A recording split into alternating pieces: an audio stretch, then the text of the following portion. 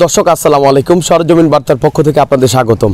দর্শক, আমরা এখন এমন একটি জায়গায় অবস্থান করছি, এটা হচ্ছে কসবা উপজেলার চরডাল ৬ নং যে ওয়ার্ড, আমরা সেই ওয়ার্ড থেকে আপনাদের সাথে সংযুক্ত হয়েছি। আমি সাংবাদিক শামীম আহমেদ।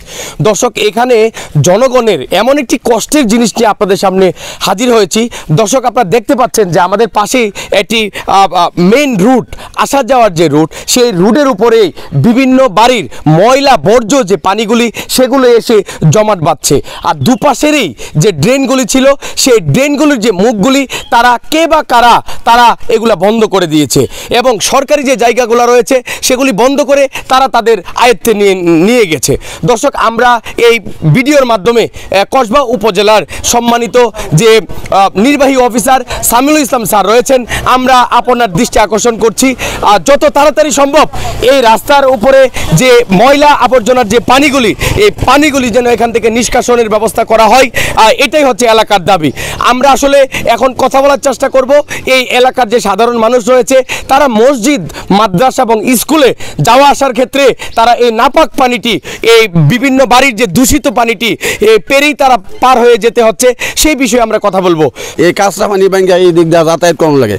এদিকে একটা মসজিদ, একটা মাদ্রাসা, এদিকে একটা মাদ্রাসা, মডেল মাদ্রাসা, এদিকে একটা মসজিদ, বড় মসজিদ, কন্টিনিউ আমরা এই রাত দিন 24 ঘন্টা এটার উপর আমরা আসা যাওয়া করতে পারি। এইগুলি কাঁচরা পানি, সম্পূর্ণ কাঁচরা পানি। এদিকে পাওয়া লাগলেই নাপাক হয়ে যাবে, উজু ভেঙে দেবে। বাথরুমের পানি, প্রস্রাবের পানি, সব কিছু। আমি চন্নাল গ্রাম থেকে বলতেছি। আমাদের চন্নাল গ্রামের ভিতরে রাস্তাঘাট ভয়াবহ অসুবিধায় আমরা আছি। দুদিকে রাস্তার ড্রেন মুখ বন্ধ করে দিছে। সর্দাররা কেউ ওইটার দিকে আগে আসে না, কিন্তু মুসল্লিরা নামাজে আসতে যায়, কাপড় চোপড় নোংরা হয়ে যায়। ছোটো ছোটো বাচ্চারা মক্তবে আসতে পারে না। সাধারণ মানুষও এই পথে আওয়া যাওয়া খুবই ভয়াবহ কঠিন ব্যাপার। ওয়ার্ডের সর্বস্তরের জনগণের এই রাস্তাটা, আমাদের একটা বড় প্রতিষ্ঠান আছে হেদায়েতুল্লাহ মডেল মাদ্রাসা, এখানে আছে একটা মসজিদ মাদ্রাসা, এখানে আছে আমাদের একটা বড় মসজিদ। এখানে লোকজন আসা যাওয়া করতে পারে না, নামাজ পড়তে পারতো না।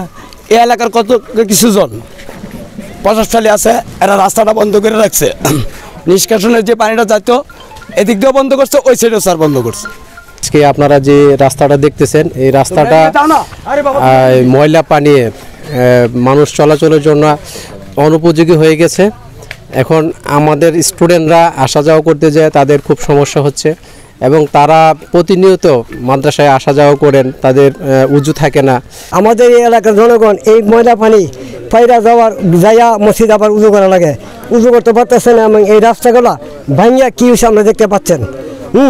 এটা মেরামতের জন্য, মেরামতের জন্য আপনার কাছে জোরপূর্বক বিরত রাখছি। আর আরেকটা কথা হলো, এই জায়গা বান্ধা রাখছে, মানে এগুলো খাসের জায়গা, সরকারি জায়গা, ড্রেনের মুখ খাসের জায়গা, এগুলো বান্ধা হলে রাখছে। আমাদের চরনাল এই মধ্যপাড়া অবস্থিত যে ড্রেনটা দুই দিকে বন্ধ হওয়ার কারণে আজকে এই নোংরা পানি রোডের মাঝে উঠতেছে। তখন আমরা মসজিদ যাইতে পারি না, বাজারে যেতে পারি না, আমরা অনেক দুর্যোগ ভোগ করতেছি।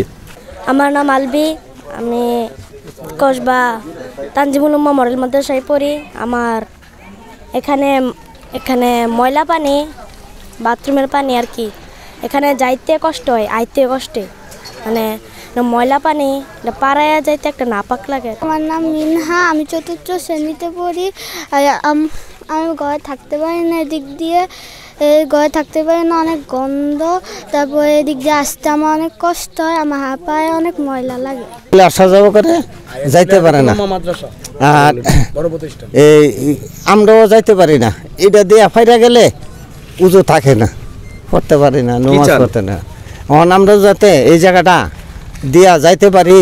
শামীম আহমেদ, সরজমিন বার্তা, কসবা।